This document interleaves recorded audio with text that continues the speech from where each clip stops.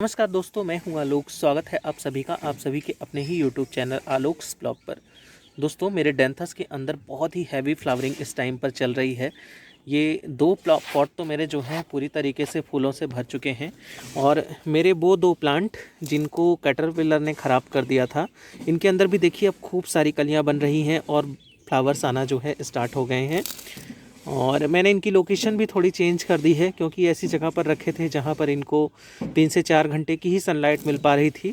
इस वजह से देखिए जो है इसके अंदर कितनी बढ़िया ग्रीनरी दिख रही है आपको, लेकिन फ्लावर्स थोड़ा कम है। आज की अपनी इस वीडियो में मैं आप लोगों को इम्पेशंस प्लांट की कटिंग लगाकर भी दिखाऊंगा और साथ ही साथ जो है इनकी केयर के बारे में भी पूरी बात करूँगा। तो आपके इस प्लांट को सीड और कटिंग दोनों से ही ग्रो किया जा सकता है। अगर आपको इसके सीड लगाने हैं तो आप सितंबर लास्ट या अक्टूबर के फर्स्ट वीक में इसके सीड्स लगा दीजिए। उससे भी आपके ये प्लांट बड़ी आसानी से तैयार हो जाते हैं।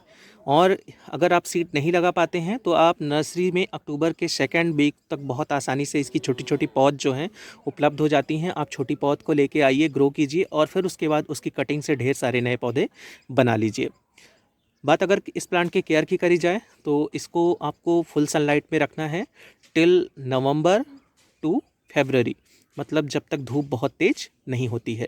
उसके बाद जब धूप तेज़ होने लगती है तो आपको इसको ऐसी जगह पर शिफ्ट कर लेना है जहाँ पर इसको मॉर्निंग की 2-3 घंटे की सनलाइट मिले और उसके बाद आपका ये पौधा शेड में रहे। अभी मैंने इसको ऐसी जगह पर ही रखा है जहाँ पर इसको पूरे दिन की ठीक ठाक धूप मिल जाती है।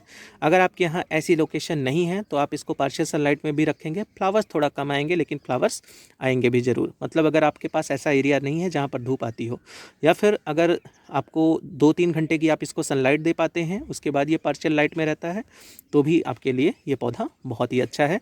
वैसे तो विंटर में आप इसको फुल सनलाइट में अगर रखेंगे तो बहुत अच्छा वहाँ पर आपको रिजल्ट मिलेगा। बात अगर सॉइल की करी जाए तो इसको लगाने के लिए एक हिस्सा मिट्टी, एक हिस्सा रेत, एक हिस्सा कंपोस्ट और एक हिस्सा कोकोपीट मिलाकर इसके लिए सॉइल मिक्सचर को अगर आप प्रिपेयर करेंगे तो वो सॉइल मिक्सचर जो होगा वो वेल ड्रेन भी होगा। साथ ही साथ जो है कोकोपीट और सॉइल का जो कॉम्बिनेशन बनेगा वो मॉइस्चर को भी होल्ड करेगा।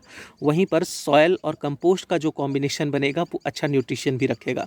मतलब एक आइडियल सॉइल इसके लिए जो बनती है वो यही होती है। इसके अलावा आप इसको सॉइल लेस मीडिया में भी लगा सकते हैं। मतलब आप सिर्फ कोकोपीट, सैंड और कंपोस्ट मिलाकर भी इसके लिए सॉइल मिक्सचर जो है प्रिपेयर कर सकते हैं इक्वल क्वांटिटी में। अब बात करी जाए आपके इस पौधे की जो है वाटरिंग रिक्वायरमेंट की, आपको करना कुछ नहीं है। अपने पौधे की जो पॉट की मिट्टी है उसको आप चेक करिए। अगर मॉइस्चर उसके अंदर नहीं है तो फिर पौधे को पानी दे दीजिए। अगर मॉइस्चर है तो फिर पानी देने की ज़रूरत नहीं है क्योंकि आपका ये पौधा जो है ये अंडर मॉइस्चर भी नहीं रहना चाहता है और ओवर मॉइस्चर होकर भी रूट रॉट होकर ख़राब होने लगता है। मतलब हमको अपने पॉट की मिट्टी को चेक करके ही पानी देना है। अगर अंडर मॉइस्चर रहेगा तो इसकी पत्तियां जो है मुरझा कर लटकने लगेंगी। फ्लावर्स भी जो आएंगे वो ज़्यादा दिनों तक टिकेंगे नहीं। और अगर ओवर मॉइस्चर होगा तो रूट रॉट होकर ख़राब हो जाएगा। बात अगर फर्टिलाइज़र रिक्वायरमेंट की करी जाए तो एक बार हम इसको सॉलिड फर्टिलाइज़र रिपोर्ट करते समय जो दे देंगे उसी से ही अपना काम चलाता रहता है। और उसके बाद जब ये पूरी तरीके से फैल जाता है ना तो फिर आपको जो है फर्टिलाइज़र देने की जगह भी नहीं बचती। इसकी दो वैरायटी जाती हैं, एक जिसके बालसम जैसे पत्ते होते हैं उसके अंदर भी कई सारे कलर्स वाले पौधे आपको मिल जाएंगे। थोड़ा कॉस्टली वो ज़्यादा आते हैं और ये थोड़े सस्ते होते हैं। तो ये हैंगिंग बास्केट में भी लगाने के लिए अच्छे हैं, पॉट में भी लगाने के लिए अच्छे हैं। और वो थोड़ा जो है हायर मेंटेनेंस भी होता है, उसका मेंटेनेंस भी आपको ज़्यादा करने की ज़रूरत होती है। तो उसमें तो गुड़ाई करके आप खाद वगैरह मिला सकते हैं बाद में, लेकिन जब ये फैल जाता है तो इसकी गुड़ाई करके सॉलिड फर्टिलाइज़र हम नहीं दे सकते हैं। तो करना क्या है कि एक बार सॉलिड फर्टिलाइज़र जब हम रिपोर्ट करते समय दे देंगे तो उसके बाद फिर हमको इसको लिक्विड फर्टिलाइज़र प्रोवाइड करना है। 4 तरीके के लिक्विड फर्टिलाइज़र आप लोगों को बताऊंगा। पहला मस्टर्ड केक, जो कि बहुत ही असरकारक होता है। एक 15 दिन पर अगर आप उसको देते हैं तो दूसरे 15 दिन पर आप इसको सीवीड का लिक्विड फर्टिलाइज़र जो है दे सकते हैं। जब फ्लावर्स नहीं आए हों तो सीवीड का लिक्विड फर्टिलाइज़र आप पत्तों पर भी स्प्रे कर सकते हैं, मिट्टी में भी दे सकते हैं, लेकिन मस्टर्ड केक को सिर्फ आपको मिट्टी में ही देना है। इसके अलावा चौथा जो फर्टिलाइज़र है आप तीसरा वर्मी कंपोस्ट और काउडंग कंपोस्ट का लिक्विड फर्टिलाइज़र, उसको भी आप 24 घंटा भिगो कर रखिए पानी में। उसके बाद दोगुने पानी में मिक्स करके आप अपने पौधों की जड़ों में दे सकते हैं। और चौथा फर्टिलाइज़र आपका जो है वो है ह्यूमिक एसिड। ह्यूमिक एसिड को भी आप पानी में घोल कर अपने पौधों की मिट्टी में दे सकते हैं। ह्यूमिक एसिड मिट्टी का स्ट्रक्चर अच्छा बनाता है, पौधों को प्रकाश संश्लेषण में मदद करता है, रूट्स को स्वस्थ बनाता है और रूट्स जो है अच्छे से जितने भी न्यूट्रिशन होते हैं मिट्टी में वो लेकर पौधों के अलग अलग भागों तक पहुँचा पाती है। ये है आपके इस पौधे की फर्टिलाइज़र रिक्वायरमेंट। बात अगर करी जाए इस पौधे पर किसी एफिड्स या माइट्स के अटैक की, तो देखिए इस तरीके से जब फ्लावर्स आ जाते हैं तो आप इनके ऊपर बहुत ज़्यादा स्प्रे करके जो है, अगर बार बार 15 दिन पर नीम ऑयल का स्प्रे करने को मैं नहीं कहूँगा, क्योंकि होगा क्या, उससे ये ख़राब होने लगेंगे फ्लावर्स। वरना मैं कहता कि आप नीम ऑयल का स्प्रे कीजिए, उससे एफिड्स और माइट्स दूर रहेंगे। जब अटैक हो जाएगा तभी आप जो है कुछ एक्स्ट्रा कर सकते हैं, उसमें भी फ्लावर्स आपके ख़राब होंगे। आप चाहे तो उस टाइम पर एमिडाक्लोपिड का स्प्रे कर सकते हैं या फिर नीम ऑयल और डिटर्जेंट का स्प्रे कर सकते हैं, लेकिन रेयर कंडीशन में इन पे किसी एफिड्स या माइट्स का अटैक होता है। चलिए अब इस प्लांट की कटिंग लगाने के लिए जो है मैंने ये कुछ सॉइल मिक्सचर प्रिपेयर किया हुआ है। ये इसके अंदर मैंने कोकोपीट, सैंड और आपका जो है गार्डन सॉइल इक्वल क्वांटिटी में मिक्स किया है। और वैसे तो मैंने तैयार 4 किया है, लेकिन 2 के अंदर मैं डैंथस की कटिंग बाद में लगा दूंगा। इन 2 के अंदर जो है मैं अपने इम्पेशंस की कटिंग जो है वो लगाने वाला हूँ। चलिए फटाफट पहले इसके अंदर से मैं कुछ कटिंग निकाल लेता हूँ, क्योंकि एक हाथ से मोबाइल को पकड़ना और दूसरी हाथ से कटिंग निकालना थोड़ा मुश्किल होगा। तो दोस्तों यहाँ अपने दोनों ही प्लांट से, इन दोनों प्लांट से मैंने ये कुछ कटिंग्स ले ली हैं। मैंने इस वाले से जो है 2 कटिंग्स ली हैं और इससे जो है सिर्फ 1 कटिंग निकाली है। और इन कटिंग्स को निकालने के बाद जो है मैंने इनके अंदर जितने भी फ्लावर्स बने हुए थे, और साथ ही साथ फ्लावर्स बनाने के बाद ये सीड पॉट बनाता है जिसको हमको रेगुलरली तोड़ते रहना चाहिए, वरना प्लांट में अच्छे से फ्लावरिंग नहीं होगी, उनको भी मैंने हटा दिया है। अब जो थोड़े बहुत बचे हुए हैं उनको बहुत ज़्यादा डिस्टर्ब नहीं करूँगा, क्योंकि यहाँ आगे ग्रोथ वाला जो पार्ट है वो अगर ख़राब हो गया तो फिर ये अच्छे से ग्रोथ नहीं कर पाएगा। और यहाँ पर फिर इसके बाद है मेरे पास ये साफ का फंगिसाइड। जितना भी कटा हुआ इसका पोर्शन है उस पर हम इस तरीके से जो है ये फंगिसाइड लगा देंगे। इनको काटने के लिए जिस ब्लेड का मैंने इस्तेमाल किया है उसको भी मैंने हाइड्रोजन पेरोक्साइड से जो है वो थोड़ा डिसइंफेक्ट कर लिया था। तो ये देखिए मैंने फंगिसाइड जो है लगा दिया इनके कटे हुए पोर्शन पे।